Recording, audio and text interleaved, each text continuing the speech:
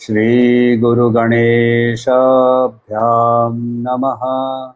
हरिः ओम। गीता स्वाध्याय 200वें सेशन में आपका स्वागत है। अभी हम अध्ययन कर रहे हैं विश्व रूप दर्शन योग 11वां अध्याय, और हमने 30, 31, 32 श्लोकों का अध्ययन पिछली बार किया था। उसको एक बार हम दोहरा लेते हैं। लेलिह्यसेग्रसमान समन्तात् लोकान् समग्रान् वदनैर्ज्वलद्भिः तेजोभिरापूर्य जगत्समग्रं भासस्तवाग्रो प्रतपन्ति विष्णो। आख्याहि मे को भवानुग्ररूपो नमोऽस्तु ते देववर प्रसीद। विज्ञातुमिच्छामि भवन्तमाद्यं न हि प्रजानामि तव प्रवृत्तिम्। तो अर्जुन का यहाँ डायलॉग खत्म होता है। वो बोलता है कि मुझे आपका परिचय दीजिए, आप कौन हैं, आपका परिचय मुझे बताइए। तो वहाँ भगवान बोलते हैं 32वें श्लोक में, श्री भगवानुवाच कालोऽस्मि लोकक्षयकृत प्रवृद्धो लोकान् समाहर्तुमिह प्रवृत्तः ऋतेऽपि त्वां न भविष्यन्ति सर्वे येव स्थिता प्रत्यनीकेषु योधाः। यहाँ अपने आप को काल बोलकर ये भी बोल रहे हैं कि ये जो तुम्हारे सामने जो योद्धा लोग खड़े हैं, जो तुम्हारे शत्रु हैं, ये ऑलरेडी मैंने उनको मार दिया है। मार दिया है का मतलब ये नहीं कि हमें कुछ करना नहीं है, हम बैठे रहेंगे और वो योद्धा मर जाएंगे। वो तो ऐसे भी मरेंगे, क्योंकि काल उनको भी टच तो करेगा ही ना। तो उस सेंस में अर्जुन को यहाँ ये बताया जा रहा है कि तुम्हारे ईगो के कारण तुम उसको वध नहीं करोगे, तुम उसको कर्तृत्व भाव के विहीन तुम उसके साथ काम करोगे। जब कर्ता ही नहीं रहता है, कर्ता एवं भोक्ता भवति, हम लोगों ने पहले 6 चैप्टरों के अंदर में बहुत बार इसको स्टडी किया था। तो कर्ता एवं भोक्ता भवति, यदि कर्ता ही नहीं है तो भोक्ता कौन रहेगा। मगर श्री कृष्ण बहुत क्लियरली हम लोगों को चैप्टर 3 के अंदर में उन्होंने क्या कहा था, न ही कश्चित् क्षणमपि जातु तिष्ठ्यति कर्मकृत् कार्यते ह्यवश कर्म सर्व प्रकृति जैर्गुणे।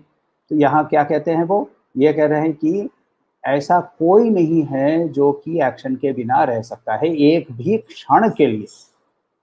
अपने गुणों के माध्यम से, गुण यानी सत्व रजस तमस की जो मिक्सचर हमारे अंदर में है, इसके माध्यम से हम अपने आप गुण कर्म करते ही रहेंगे।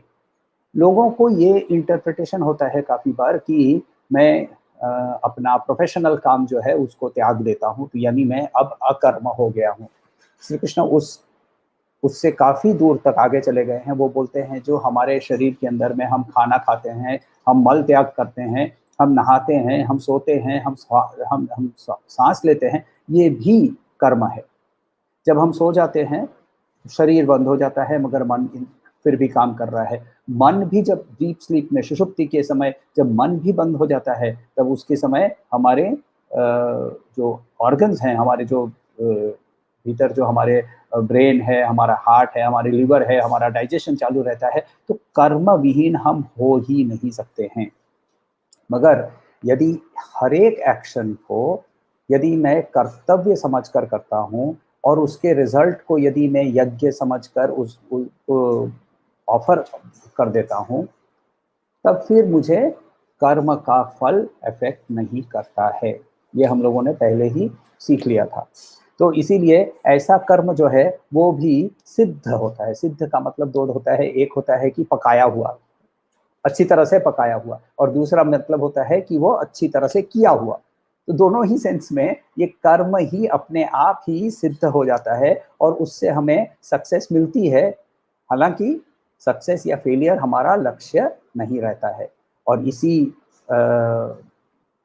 लर्निंग को समझते हुए भगवान 33वें श्लोक में अर्जुन को कहते हैं, तस्मात् त्वमुत्तिष्ठ यशो लभस्व, तस्मात् तस्मात् त्वमुत्तिष्ठ यशो लभस्व, जित्वा शत्रुं भुङ्क्ष्व राज्यं समृद्धम्, जित्वा शत्रुन् भुङ्क्ष्व राज्यं समृद्धम्, मयैवेते निहताः पूर्वमेव, मयैवेते निहताः पूर्वमेव, निमित्तमात्रं भव सव्यसाचिन्, निमित्तमात्रं भव सव्यसाचिन्, तस्मात् त्वमुत्तिष्ठ यशो लभस्व, जित्वा शत्रुन् भुङ्क्ष्व राज्यं समृद्धम्, मयैवेते निहताः पूर्वमेव, निमित्तमात्रं भव सव्यसाचिन्।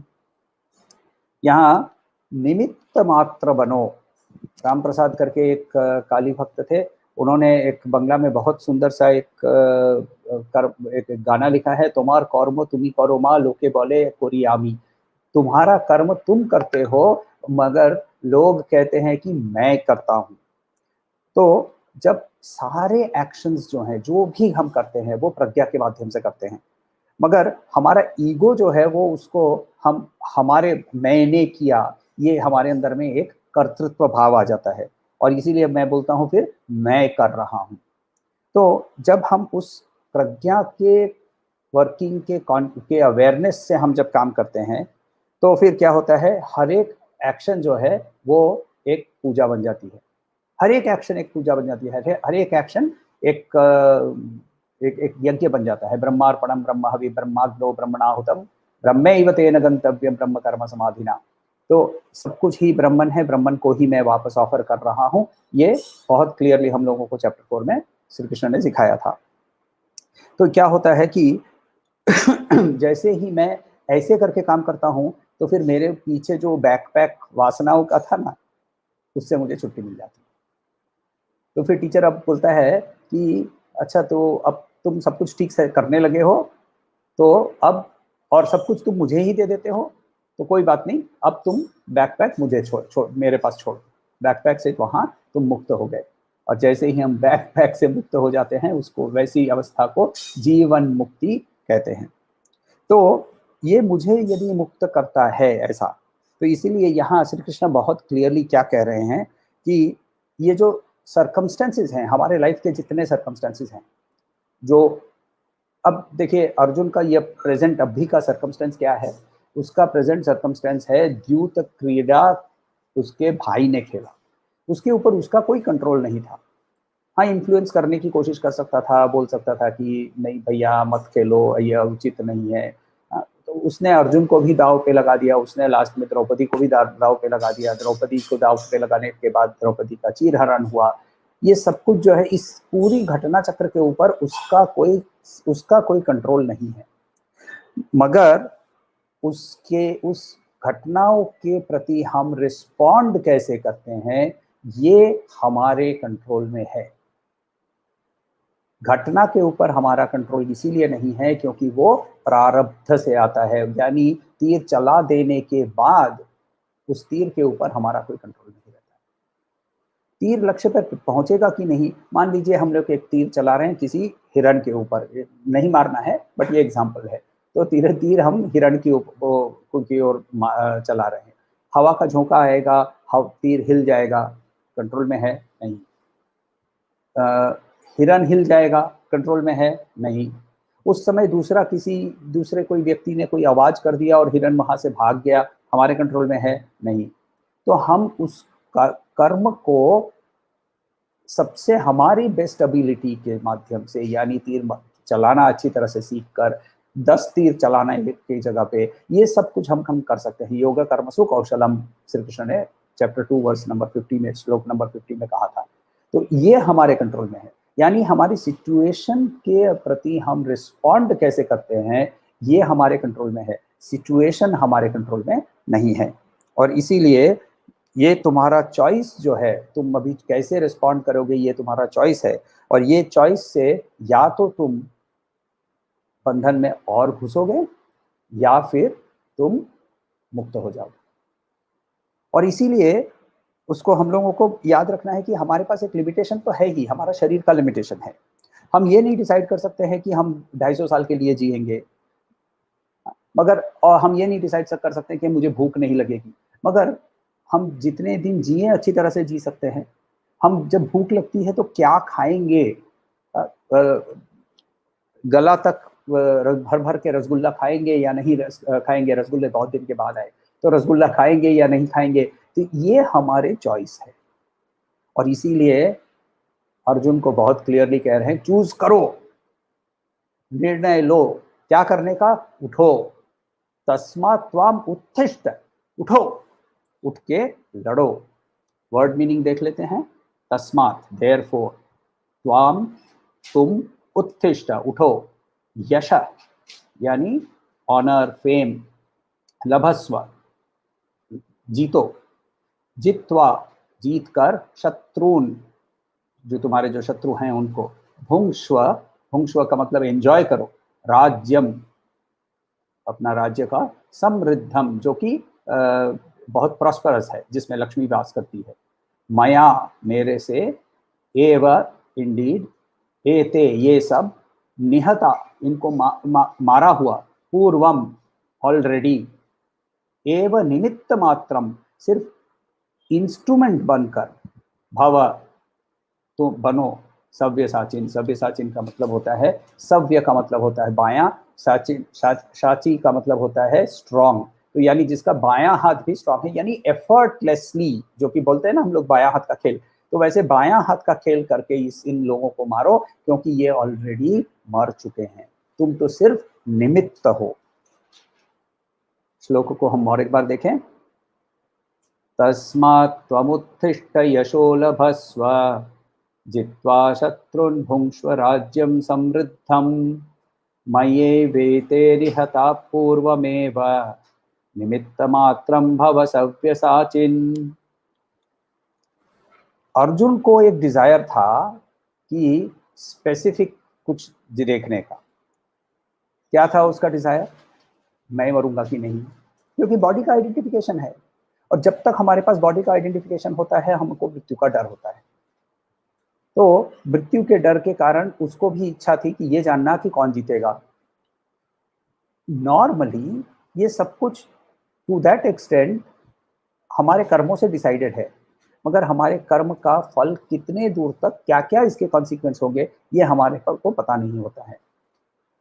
तो इसीलिए फ्यूचर को जानने की इच्छा हमारे सबके अंदर में होती है, क्योंकि फ्यूचर के अंदर में हमारे फ्यूचर हमने ही क्रिएट किया होता है, मगर वो फ्यूचर हमारे लिए कैसे रूप में हमारे सामने प्रकट होगा, ये इसीलिए नहीं पता होता है क्योंकि हमारे हर एक कर्म का के 1000 कॉन्सिक्वेंस हो सकते हैं। महाभारत का सिचुएशन ही ले लीजिए, भीष्म को ये कहाँ पता था कि उसने अपने पिता को खुश करने के लिए ब्रह्मचर्य का जो व्रत लिया, भीषण व्रत लिया, इसीलिए भीष्म नाम उनका नाम हुआ, देवव्रत से भीष्म हो गए। तो वो भीष्म जो ऐसा व्रत लेता है, वो तो अपने पिता को खुश करने के लिए व्रत लेता है, मगर उसका परिणाम क्या हुआ? परिणाम है ये अभी महाभारत का युद्ध, और परिणाम ये भी है कि गीता का ज्ञान हम लोगों को मिला, अच्छा भी है और बुरा भी है। तो हर एक एक्शन के कितने कॉन्सिक्वेंस होंगे हमारे पास हमको पता नहीं होता है, तो इसीलिए हम लोगों को जानने की इच्छा होती है। और अब वही चीज अर्जुन जब वो कॉस्मिक प्रेजेंस के सामने है, जहाँ की काल और स्थान दोनों ही एक हो गए हैं, उसको दिख रहा है जो उसको देखने की इच्छा है। क्यों क्यों स्पेसिफिक बता रही है? क्योंकि उसने पहले भी कहा था मुझे देखना है, श्री कृष्ण भी ने भी कहा था दृष्टुम इच्छासी, तो तुमको जो देखना है तुमको दिखेगा। तो उसको देखने की इच्छा होती है तो उसको दिखा रहे हैं। क्या दिखा रहे हैं? श्लोक नंबर 34। द्रोणं च भीष्मं च जयद्रथं च, द्रोणं च भीष्मं च जयद्रथं च, कर्णं तथान्यानपि योद्धवीरान्, कर्णं तथान्यानपि योद्धवीरान्, मया हस्तांस्त्वं जहिमा व्यस्थिता, मया हस्तास्त्वं जहिमा व्यस्थिता, युध्यस्व जेतासि रणे सपत्नान्, युद्धस्व जेतासि रणे सपत्नान्, द्रोणं च भीष्मं च जयद्रथं च, कर्णं तथान्यानपि योद्धवीरान्, मया हस्तांस्त्वजहिमा व्यस्थिता, युध्यस्व जेतासि रणे सपत्नान्। तोड़कर चैंट करने में हर समय तकलीफ होती है, तो गलती क्षमा कीजिएगा। यहाँ क्या कह रहे हैं? क्या कि अब अर्जुन देख रहा है, या अर्जुन को कहा जा रहा है कि ये देखो क्या हो रहा है। द्रोण, भीष्म, जयद्रथ और कर्ण तथा और अन्यान दूसरे अपि ऑल्सो योद्धवीरान, योद्धवीरान का मतलब जो युद्ध में वीर होते हैं, मया मेरे से, हतान ऑलरेडी मारा हुआ, त्वम तुम, जही मार के, मारो, माँ नहीं, व्यस्थितः, व्यस्थितः का मतलब बिना कोई डिस्टर्बेंस, बी डिस्टर्बेंस, व्यस्थिता इज बी डिस्टर्ब, माँ व्यस्थिता नॉट डिस्टर्ब, युद्ध स्व लड़ो, जेता असी तुम जीतोगे, रणे युद्ध में, सपत्नान तुम्हारे शत्रुओं से। यानी यहाँ कह रहे हैं कि द्रोणाचार्य, भीष्म, कर्ण, जयद्रथ, कर्ण और दूसरे जितने जो महान योद्धा हैं, ये तो ऑलरेडी मैंने उनको मार दिया है। कैसे मारा? सुदर्शन चक्र चला के? नहीं, काल के रूप में ये ऑलरेडी मर चुके हैं। याद रखिए, यहाँ समय और स्थान दोनों ही एक हो गए हैं, क्योंकि श्री कृष्ण बार बार हम लोगों को ये बी इन द नाउ, तो ये नाउ है, फ्यूचर पास्ट दोनों ही मेरी माया है। ये इस अवस्था में जहां से कृष्ण हमारे से बात कर रहे हैं, तो वहां ये आगे चलने वाली घटने वाली घटना ऑलरेडी हो चुकी है उनकी दृष्टिकोण से। ईश्वर की दृष्टिकोण से ये ऑलरेडी हो चुकी है। ईश्वर की दृष्टिकोण से सारे कॉन्सिक्वेंसेस उसको दिखते हैं। सागर को उसके हर एक लहर की पहचान होती है। लहर को बाकी लहरों की आसपास में 3-4 लहर होंगे, उसकी पहचान होगी, और लहर को यह भी पहचान नहीं है कि मैं तो जल हूं। तो जीव को यह पहचान नहीं है कि वो ब्रह्मन है। ईश्वर को हर एक लहर की भी पहचान है, और ईश्वर को यह भी पहचान है कि एक्चुअली मैं भी जल ही हूं, जैसे ये लहरें हैं। तो उसको हर एक लहर की पहचान है, तो उसको हर एक लहर के बारे में पता है कि ये कब उठा था और कब कहाँ जाकर मेरे में वापस डूब जाएगा। और इसीलिए वो कह रहे हैं, द्रोणाचार्य, भीष्म, जयद्रथ, कर्ण, इनको सब ये मर चुके हैं, जाओ सिर्फ युद्ध करो, तुम जीतोगे। ये 4 नाम क्यों स्पेसिफिक यूज किए? तो चारों का बहुत इंपॉर्टेंस है। देखिए, ये 4 सबसे ट्रबलसम योद्धा है अर्जुन की दृष्टिकोण से। भीष्म, उसको इच्छा मृत्यु का वरदान था। परशुराम, जो कि भगवान विष्णु का अवतार माने जाते हैं, उनको उन्होंने 17 दिन का युद्ध करके ड्रॉ कर दिया था। ड्रॉ भी इसीलिए किया क्योंकि भीष्म को ये लगा कि परशुराम से जीतना नहीं चाहिए, इसीलिए उन्होंने नमन करके ड्रॉ का क्लेम किया। द्रोणाचार्य सिर्फ आचार्य नहीं, बहुत सारे अस्त्रों के मालिक थे। उन्होंने बहुत सारे अस्त्रों को प्राप्त किया था, और उनके पास ब्रह्मास्त्र भी था। जयद्रथ, इसकी स्टोरी अच्छी है, इंटरेस्टिंग है। जयद्रथ जब जन्मा था तो उसके पिता वृद्धक्षत्र को आकाशवाणी ने कहा था कि ये उसके काल के सबसे महान योद्धा के हाथ से मरेगा। वृद्ध क्षत्र को उसके बेटे के मृत्यु का न्यूज सुनकर अच्छा नहीं लगा। उसने तपस्या करके वरदान मांगा कि जो भी मेरे बेटे का सर जमीन पे गिरने देगा वो उसका सर उसी क्षण 1000 टुकड़ों में फूट जाएगा। तो एक तो है कि जयद्रथ को मारोगे तो तुम भी मर जाओगे। दूसरा, जयद्रथ ने स्वयं शिवजी की तपस्या करके वरदान प्राप्त किया था कि वो 4 पांडवों को एक साथ, किसी भी 4 पांडव, अर्जुन के अलावा किसी भी 4 पांडवों को एक साथ वो युद्ध में हरा सकता है, जिसके कारण उसने अभिमन्यु को चक्रव्यूह में घुसने दिया और बाकी चारों को बाहर रोक लिया। अर्जुन उस समय दूसरे किसी युद्ध में व्यस्त हो गया था। और कर्ण ऐसे भी उसका सबसे बड़ा राइवल तो था ही, उसके अलावा कर्ण के पास इंद्र ने उसको एक शक्ति अस्त्र दिया हुआ था जो कि अचूक था और कोई भी उसको टाल नहीं सकता था। स्वयं श्री कृष्ण भी उसको टाल नहीं सकते थे। तो इसीलिए वो उसके हाथ में जब तक वो अस्त्र है तब तक कर्ण के साथ अर्जुन युद्ध करेगा तो अर्जुन मर सकता है। तो ये चारों के पास एक कुछ स्पेशल पावर्स हैं। तो इसीलिए यहाँ स्पेसिफिकली श्री कृष्ण ये चारों का नाम लेकर कहते हैं कि द्रोणम च भीष्मम च जयद्रथम च कर्णम। सो ये चारों का, और फिर बाकी भी हैं, तथा अन्यानापि, तो बाकी और भी। तो ये ऑलरेडी मर चुके हैं। जब हमारे अंदर में एक ये और एक उसमें देखिए अर्जुन को कह रहे हैं कि जाओ तुम्हारा राज्य समृद्ध राज्य तुमको मिलेगा, समृद्ध राज्य। समृद्ध राज्य मुझे नहीं चाहिए। 2 तरह से हो सकता है। एक, अर्जुन के विषाद के टाइम पे उसको लगा था मुझे नहीं चाहिए। दूसरा एक होता है जहां वो इवोल्यूशन, हमारी खुद की इवोल्यूशन इतनी आगे चली जाती है कि हमारे अंदर में मुमुक्षुत्व या जिज्ञासा इतनी आगे चली जाती है कि हम भी नचिकेतस के जैसे कह सकते हैं। नचिकेतस कहता है यमराज को, यमराज उसको ना कठोपनिषद के अंदर में है कि नचिकेतस को उन्होंने अप्सराएं दिखाई। हाँ, और था वो 11 साल का लड़का, उसको अप्सराएं क्यों दिखा रहे थे यमराज वो मत पूछिए। तो मगर अप्सराएं दिखाई, रथ दिखाए और बहुत सारा धन दिखाया। तो ये सब दिखाने के बाद बोला कि ये सब कुछ मैं तुमको दे सकता हूँ। नचिकेत का आंसर सुनिए।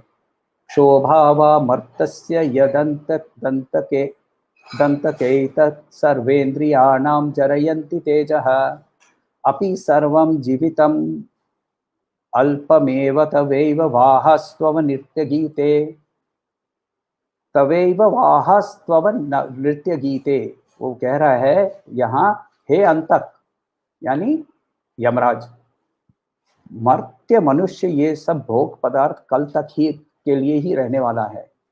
ये सब इंद्रियों के आतुरता है और इसके तेज को जीर्ण शीर्ण कर देता है। संपूर्ण जीवन भी स्वल्प मात्र ही है।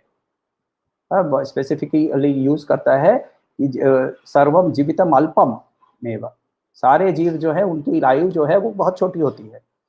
तो इसीलिए यहाँ वो कहते हैं कि आप अपने रमणियों को, तब आपके नृत्य को, आपके घोड़ों को और आपके रथों को और आपके गीतों को आप ही रखिए,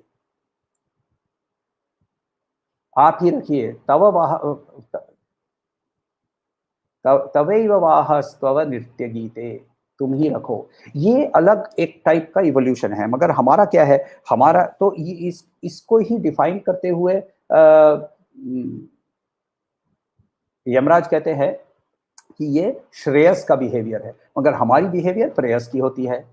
प्रेयस की क्यों होती है? क्योंकि हम जब मंदिर जाते हैं, फिर हम किसी महान के पास जाते हैं, तो वहां जाकर मेरे लड़की की शादी करवा दीजिए, मेरे लड़के को परीक्षा पास करवा दीजिए, मेरे घुटनों में दर्द है वो कब तक रहेगा।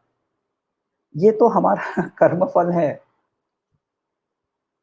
हमारी चॉइस। देखिए, सरकमस्टेंसेस के ऊपर हमारा कंट्रोल नहीं है।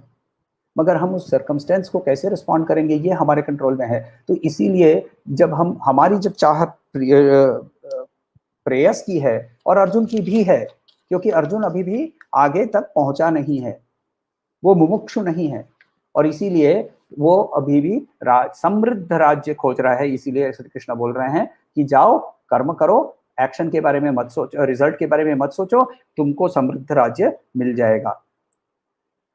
ये रिजल्ट देखने के बाद भी उसकी एंजाइटी जो है, उसका जो अंदर मन के अंदर में विचलन है, वो अभी भी खत्म नहीं हुआ है, क्योंकि रिजल्ट के प्रति अटैचमेंट छोड़ देना बहुत कठिन होता है।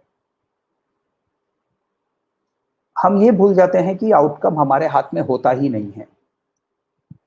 तो एक और जब हम फ्यूचर के बारे में सोचते हैं ना, तो फ्यूचर के कि ये फ्यूचर में होने वाला है, जो कि let us take an example, real life example है।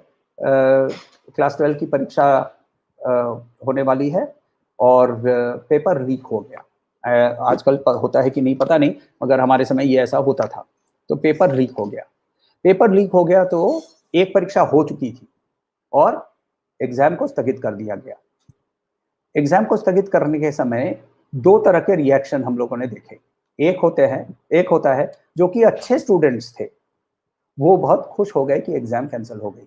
क्यों? क्योंकि वो बोल रहा है कि मैं बहुत पढ़ के अच्छा स्टूडेंट हूं, तो मैं भी जो अनपढ़ है, जो कि पढ़ाई नहीं करता है, उसके समान ही हो गया ना, क्योंकि पेपर तो लीक हो गया है, तो इसीलिए स्थगित हो गया, बहुत अच्छी बात है।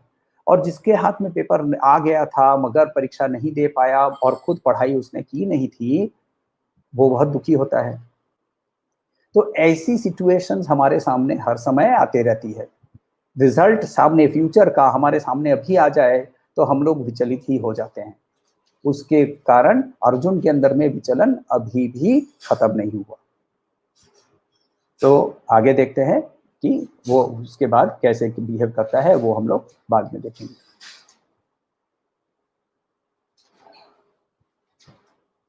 कोई सवाल हो तो पूछिएगा।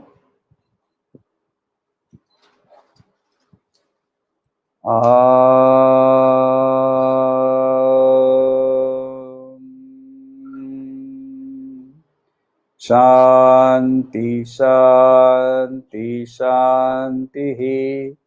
हरि ओम। श्री गुरुभ्यो नमः। हरि ओम।